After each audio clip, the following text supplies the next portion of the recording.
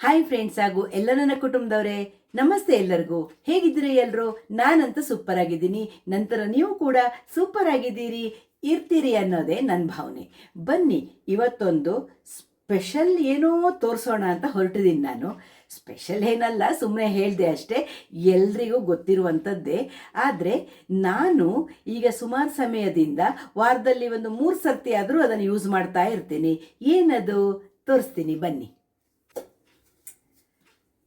ನೋಡಿ ಫ್ರೆಂಡ್ಸ್, ಏನಿದು ಏನಂತ ಗೊತ್ತಾಯ್ತಾ ನಿಮಗೆ? ಇದು ಅನ್ನ ಮಾಡುವಂತಹ ಪಾತ್ರೆ. ನಾವು ಯೂಶುವಲಿ ಏನು ಮಾಡ್ತೀವಿ, ಕುಕ್ಕರಲ್ಲಿ ಅಕ್ಕಿ ಹಾಕ್ತೇವೆ, 3 ವಿಸಿಲ್ ಬರ್ಸ್ತೇವೆ, ಅನ್ನ ಮಾಡಿ ಬಿಡ್ತೇವೆ. ಅದ್ರಲ್ಲಿ ಏನಾಗತ್ತೆ, ತಿಳಿ ಎಲ್ಲ ಅದರಲ್ಲೇ ಡ್ರೈ ಆಗಿಬಿಡತ್ತಲ್ವಾ. ಹೇಳ್ತಾರೆ, ನನಗೆ ಗೊತ್ತಿಲ್ಲ, ನಮ್ಗೆ ಅದೇ ಸೆಟ್ ಆಗಿಬಿಟ್ಟಿರತ್ತೆ, ಏನು ಅನಿಸೋದಿಲ್ಲ. ಆದರೆ ಕುಕ್ಕರನ್ನು ಗ್ಯಾಸ್ಟ್ರಿಕ್ಕು ಅಂತ ಹೇಳ್ತಾರೆ, ಎಸಿಡಿಟಿ ಮಾಡತ್ತೆ ಅಂತ ಹೇಳ್ತಾರೆ. ಮತ್ತು ಸ್ಟಾರ್ಚ್ ಎಲ್ಲ ಅದರಲ್ಲೇ ಇರೋದ್ರಿಂದ ಆರೋಗ್ಯಕ್ಕೂ ಅಷ್ಟು ಒಳ್ಳೆಯದಲ್ಲ. ಶುಗರ್ ಎಲ್ಲ ಇರುವವರಿಗೆ ಬಸ್ದನ್ನನೇ ಮಾಡಬೇಕು, ಆವಾಗ ಅದರ ಸ್ಟಾರ್ಚ್ ಎಲ್ಲ ಹೋಗ್ಬಿಡತ್ತಲ್ವಾ, ಅದು ಒಳ್ಳೆಯದು ಅಂತ ಹೇಳ್ತಾರೆ. ಇದು ನಾನು ಕೇಳಿ ತಿಳ್ಕೊಂಡಿರುವಂಥದ್ದು. ನಾನೇ ಡಾಕ್ಟ್ರ್ ಅಲ್ಲ, ನನಗೇನು ವಿಷಯಗಳನ್ನು ಕೇಳಿ ತಿಳ್ಕೊಳ್ತೀವಲ್ಲ, ಅದನ್ನು ನಿಮ್ಮೊಂದಿಗೆ ಹಂಚ್ಕೊಳ್ತಾ ಇದ್ದೇನೆ. ಇದು ನನಗೆ ನನ್ನ ಚಿಕ್ಕಮ್ಮ ಈಗ ಒಂದು 6 ತಿಂಗಳ ಹಿಂದೆ ಅವ್ರ ಮನೆಗೆ ಹೋದವಾಗ ನನಗೆ ಕೊಟ್ಟಿದ್ಲು. ಅವಳು ಕುಂದಾಪುರದಿಂದ ಪರ್ಚೇಸ್ ಮಾಡ್ಕೊಂಡು ಬಂದಿದ್ಲು. ಉಡುಪಿ ಕುಂದಾಪುರ ಕಡೆ ಅನ್ನ ಮಾಡೋಕ್ಕೆ ಈಗ ಹೊಸದಾಗಿ ಎಲ್ಲರೂ ಇದರನ್ನೇ ಉಪಯೋಗಿಸ್ತಾರೆ, ಚಿಕ್ಕದು ದೊಡ್ಡದು ಎಲ್ಲ ಬರುತ್ತೆ ಇದರಲ್ಲಿ. ಅನ್ನ ಮಾಡಿದ ನಂತರ ಇದನ್ನು ಟ್ಯಾಪ್ ಇದೆಯಲ್ಲ, ಇದನ್ನು ಆನ್ ಮಾಡಿದ್ರಾಯಿತು. ಅನ್ನದ ಗಂಜಿ ತಿಳಿ ಇರುತ್ತಲ್ಲ, ಎಲ್ಲ ಇದರಿಂದ ಹೊರಗೆ ಬಂದುಬಿಡತ್ತೆ. ಪಾತ್ರೆಗೆ ಹಾಕ್ಕೊಂಡು ಬಿಟ್ಟರೆ ಅದನ್ನು ನೀವು ಸಾರು ಮಾಡ್ಬೋದು. ಅದಕ್ಕೆ ಉಪ್ಪು ಹಾಕಿ ಬೇಕಾದವರು ತಿಳಿ ಸಾರು ಅಂತ ಮಾಡ್ತೀವಲ್ಲ, ತಿಳಿ ಸಾರು ಮಾಡೋಕ್ಕಂತೂ ಸೂಪರ್ ಆಗಿರುತ್ತೆ ಇದೆಲ್ಲ ಅನ್ನ ಮಾಡಿದರೆ. ಬನ್ನಿ, ಇದು ಆರೋಗ್ಯಕ್ಕೆ ತುಂಬ ಒಳ್ಳೆಯದು ಅಂತ ಹೇಳುವ ಕಾರಣ ನಾನೀಗ ಇದರಲ್ಲಿ ಜಾಸ್ತಿ ಅನ್ನ ಮಾಡ್ತಾ ಇದ್ದೇನೆ. ಗಡಿಬಿಡಿ ಇದ್ದ ದಿವಸ ಕುಕ್ಕರ್ ಇಟ್ಬಿಡ್ತೇನೆ, ಗಡಿಬಿಡಿ ಇಲ್ಲ ಅಂದರೆ ಇದರಲ್ಲೇ ಅನ್ನ ಮಾಡ್ತೇನೆ. ಹೇಗೆ ಮಾಡೋದು, ಇದರಲ್ಲಿ ಏನೇನಿದೆ ಅದನ್ನು ತೋರಿಸ್ತೀನಿ ಬನ್ನಿ. ನೋಡಿ, ಇದು ಇಡ್ಲಿ ಅಟ್ಟ ಥರ ಇದೆ ಅಲ್ವಾ, ಇದರ ಒಳಗಡೆ ತೋರಿಸ್ತೀನಿ ನಾನು. ನಿಮ್ಮ ಮುಚ್ಚಳ ತೆಗೆದು ನೋಡಿ, ಮುಚ್ಚಳ ತೆಗೆದೆ ನೋಡಿ. ಇದರ ಒಳಗಡೆ ಈ ಥರ ಒಂದು ಪ್ಲೇಟ್ ಇದೆ, ನೋಡಿದ್ರಲ್ವಾ.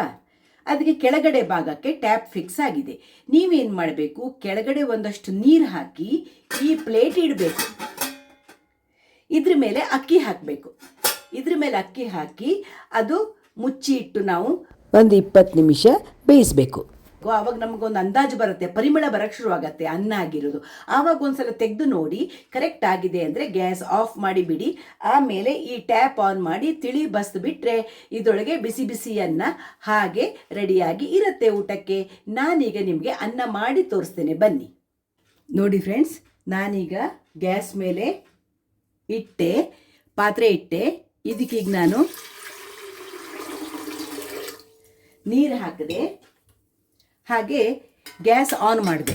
ಈಗ ಈ ಪ್ಲೇಟ್ ಇದೆಯಲ್ವ, ಈ ಪ್ಲೇಟನ್ನು ಇದರಲ್ಲಿ ಇಡ್ತೀನಿ ನಾನು. ಪ್ಲೇಟು ಅದ್ರೊಳಗಡೆ ಇಟ್ಬಿಟ್ಟೆ.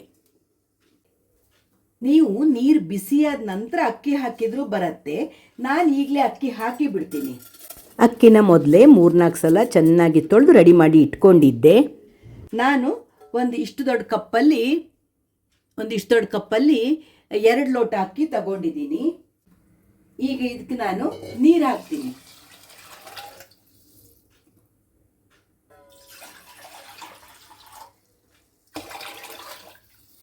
ನೋಡಿ, ನಾನು ನೀರು ಹಾಕಿದೆ. ಸ್ವಲ್ಪ ಜಾಸ್ತಿ ನೀರು ಹಾಕಿ, ಏನು ತೊಂದರೆ ಇಲ್ಲ. ಈಗ ನಾನು ಮುಚ್ಚಳ ಮುಚ್ಚಿ ಕ್ಲೋಸ್ ಮಾಡ್ತೀನಿ. 15 ನಿಮಿಷ ಬೇಯಲಿ ಅದು, ಆಮೇಲೆ ಬಂದು ನೋಡೋಣ. ನೋಡಿ ಫ್ರೆಂಡ್ಸ್, ಈಗ ಸುಮಾರು 15 ನಿಮಿಷ ಆಯಿತು ನಾನು ಇಟ್ಟು. ಈಗ ಒಂದು ಸಲ ನಾನು ಓಪನ್ ಮಾಡಿ ನೋಡ್ತೀನಿ ಗ್ಯಾಸಲ್ಲಿ. ನೋಡಿ, ಎಲ್ಲ ಕಡೆಯಿಂದ ಅದರಲ್ಲಿ ಈ ಸೈಡೆಲ್ಲ ಸ್ಟೀಮ್ ಹೊರಗಡೆ ಬರ್ತಾ ಇದೆ. ನೋಡಿ, ಆ ಕಡೆ ಸ್ಟೀಮು ಹೊರಗಡೆ ಬರ್ತಾ ಇದೆ. ಚೂರು ನೀರು ಹೊರಗಡೆ, ನೋಡಿ, ಚೂರು ನೀರು ಹೊರಗಡೆ ಬರ್ತಾ ಇದೆ. ಈಗ ನಾನು ಸಿಮ್ ಮಾಡಿಕೊಂಡು ತೋರಿಸ್ತೀನಿ ನಿಮಗೆ. ನೋಡಿ, ಅನ್ನ ಆಗ್ತಾ ಬರ್ತಾ ಇದೆ. ನೋಡಿ ಫ್ರೆಂಡ್ಸ್, ಹೇಗೆ ಉದ್ರಾಗಿ ಅನ್ನ ಆಗಿರುತ್ತೆ ಅಂತ ನೋಡಿ. ಇನ್ನೊಂದು 2 ನಿಮಿಷಕ್ಕೆ ನಾನು ಆಫ್ ಮಾಡ್ತೀನಿ, ಯಾಕಂದರೆ ಅದು ಆ ಸ್ಟೀಮಲ್ಲೇ ಇನ್ನೂ ಚೆನ್ನಾಗಿ ಬೇಯತ್ತೆ. ಈಗ 3/4 ಭಾಗ ಬೆಂದಾಗಿದೆ. ಇನ್ನೊಂದು 5 ನಿಮಿಷ ಇಡ್ತೀನಿ ನಾನು. ಈಗ ಓಪನ್ ಮಾಡಿ ನೋಡೋಣ.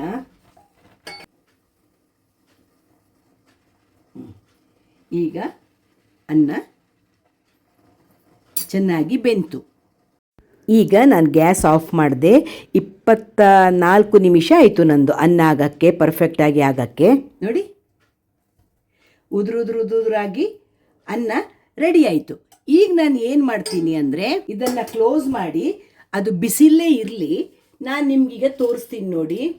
ಇಲ್ಲಿ ನಾನು ಪಾತ್ರೆ ಹಿಡಿದು ಟ್ಯಾಪ್ ಆನ್ ಮಾಡ್ತೀನಿ. ನೋಡಿ, ಗಂಜಿ ಎಲ್ಲ ಬರ್ತಾ ಇದೆ, ಕಾಣ್ತಾ ಇದೆಯಾ ನಿಮಗೆ? ನೋಡಿ, ಅನ್ನದ ಗಂಜಿ ನೋಡಿ ಪಾತ್ರೆಗೆ ಪೂರ್ತಿ ಬರುತ್ತೆ. ಅಡಿ ಸ್ವಲ್ಪ ಇರಲಿ, ಆ ಬಿಸಿಗೆ, ಗಂಜಿಯ ಬಿಸಿಗೆ ಅನ್ನ ಬಿಸಿಯಾಗೇ ಉಳಿಯತ್ತೆ. ನೋಡಿ, ನಾನೀಗ ಇಷ್ಟು ಗಂಜಿ ಪಾತ್ರೆಯಿಂದ ತೆಗೆದೆ. ನೀವು ಇದಕ್ಕೆ ಮಜ್ಜಿಗೆ ಬೆರೆಸಿ, ಹಸಿಮೆಣಸಿನಕಾಯಿ ನುರಿದು ಬಿಟ್ಟು, ಉಪ್ಪು ಹಾಕಿ, ಬೆಳ್ಳುಳ್ಳಿ ಒಗ್ಗರಣೆ ಅಥವಾ ಇಂಗು ಮತ್ತು ಕರಿಬೇವಿನ ಒಗ್ಗರಣೆ ಹಾಕಿದರೆ ಸೂಪರ್ ಆಗಿರೋ ಅನ್ನದ ತಿಳಿಯ ಸಾರು ರೆಡಿಯಾಗತ್ತೆ. ನಾನಿವತ್ತು ತಿಳಿ ಸಾರು ಮಾಡ್ತಾ ಇಲ್ಲ, ನಂದು ಕಟ್ಸಾರು ಮತ್ತು ಮಾವಿನ ಹಣ್ಣಿನ ಕಾಯಿ ರಸ ರೆಡಿಯಾಗಿದೆ. ಹಾಗಾಗಿ ನಾನು ತಿಳಿ ಸಾರು ಮಾಡ್ತಾ ಇಲ್ಲ, ನಾನು ಚೆಲ್ತೀನಿ ಇದನ್ನು. ಬಟ್ ಮಾಡ್ಕೊಳ್ಬೋದು ಅಂತ ನಾನು ನಿಮಗೆ ಹೇಳ್ತಾ ಇದ್ದೀನಿ. ನೋಡಿ, ಅನ್ನದ ತಿಳಿ ತೆಗೆದೆ, ನಾನು ಇಲ್ಲಿಟ್ಟೆ. ಇಲ್ಲಿಂದ ತಿಳಿ ಎಷ್ಟು ಬೇಕಿದ್ರು ಬರುತ್ತೆ. ಹಾಗೇನೆ ಇದರಲ್ಲಿ ಈಗ ಇನ್ನೊಂದ್ಸಲ ಹತ್ರದಿಂದ ತೋರಿಸ್ತೀನಿ ನಿಮಗೆ ಬಿಸಿ ಬಿಸಿ ಅನ್ನ ಹೇಗೆ ರೆಡಿಯಾಗಿದೆ ಅಂತ.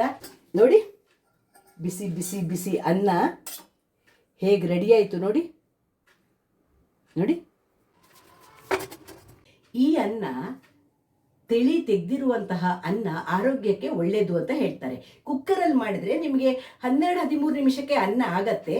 ಆದರೆ ಇದರಲ್ಲಿ ಮಾಡಿದರೆ ಅದರ ಡಬಲ್ ಟೈಮ್ ಬೇಕು.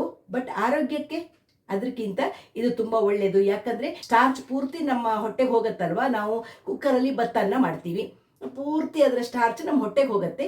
ಇದು ಒಳ್ಳೆಯದು ಹೇಳ್ತಾರೆ. ಹಾಗಾಗಿ ನಾನು ಇದರಲ್ಲಿ ಅನ್ನ ಮಾಡ್ತೀನಿ. ನೀವು ಪ್ರಯತ್ನ ಮಾಡ್ಬೋದು. ನನ್ನ ಲೆಕ್ಕದ ಪ್ರಕಾರ ಇದಕ್ಕೆ ನೀವು ಈಗ ಎಷ್ಟು ರೇಟು ಅಂತ ಕೇಳ್ತೀರಿ.